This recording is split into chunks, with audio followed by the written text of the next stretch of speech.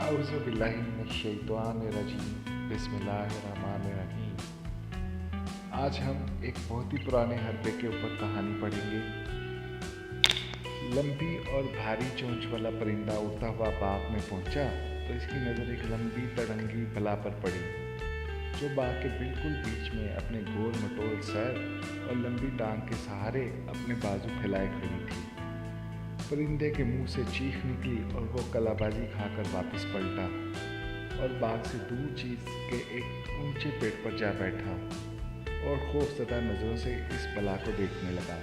بوڑھے مالی نے پرندے کو خوف زدہ ہو کر آگتے ہوئے دیکھا تو اس کے چہرے پر مسکراہٹ پھیل گئی۔ اب دیکھتا ہوں تم کیسے میرا باغ اجاڑتے ہو، اس نے زیر لب کہا۔ بوڑھا مالی ان پرندوں سے بہت پریشان تھا۔ پرندے روزانہ باغ پر حملہ کرتے اور نہ صرف بہت سارے انجیر کھا جاتے بلکہ بہت سے انجیر زمین پر بھی گرا دیتے۔ بیچارہ مالی اور اس کا کم عمر بیٹا سارا دن ہو ہا ہا کر کے شور مچاتے اور خالی کنستر پیٹتے رہتے تاکہ پرندے باغ سے دور رہیں۔ آج بوڑھے مالی کو قصبے کے بازار جانا تھا۔ بوڑھے مالی کی غیر موجودگی میں باغ کی نگرانی اس کے بیٹے کو کرنی تھی، مگر پچھلی رات سے اسے بخار تھا اور وہ کمزوری کی وجہ سے بستر سے اٹھ نہیں سکتا تھا۔ بوڑھا مالی باغ کو پرندوں کو اجاڑنے کے لیے یوں ہی نہیں چھوڑ سکتا تھا، مگر انگور اور انجیر بھی قصبے پہنچانا ضروری تھا۔ آخر اس نے ایک پرانا حربہ آزمانے کا فیصلہ کیا۔ اس کے لیے اسے 2 لکڑیاں چاہیے تھیں، ایک لمبی اور دوسری اس سے ذرا چھوٹی، چند کپڑوں کی دھجیاں اور ایک رسا۔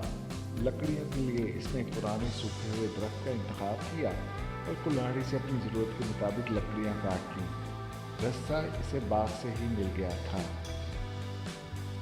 دھجیوں کے لیے اسے کچھ کوششیں کرنا پڑی۔ آخر وہ چند پھٹے پرانے کپڑے ڈھونڈنے میں کامیاب ہو ہی گیا۔ جب اسے اپنی ضرورت کی چیزیں مل گئیں تو اس نے لمبی لکڑی زمین پر لٹا کر چھوٹی لکڑی کو اس کے سرے پر 1 فٹ کا فاصلہ چھوڑ کر سلیم کی شکل میں مضبوطی کے ساتھ باندھ دیا۔ اب اس نے لمبی لکڑی کا 1 فٹ حصہ جو اس نے چھوڑا تھا اس پر کپڑوں کی دھجیاں لپیٹنا شروع کر دی۔ جب دھجیاں ایک گول چہرے کی شکل اختیار کر گئی تو اس نے آنکھوں کی جگہ 2 سوراخ کر دیے۔ یہاں اس نے 2 کالی دھجیاں ٹھونس دی۔ نیچے منہ کی جگہ ایک چوڑا کٹ لگایا اور اس میں سرخ کپڑا ٹھونس دیا، لیکن اس کا کچھ حصہ باہر رہنے دیا، گویا یہ اس گول چہرے کی زبان تھی۔ پھر اس نے ایک لمبا کرتا میں بنائے ہوئے پتلے کو پہنا دیا۔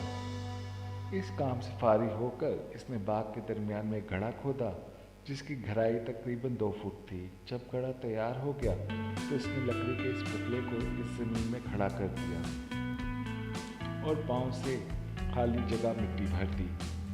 اب اس نے دور ہٹ کے دیکھا، یہ پتلا خوفناک بلا کی طرح لگ رہا تھا۔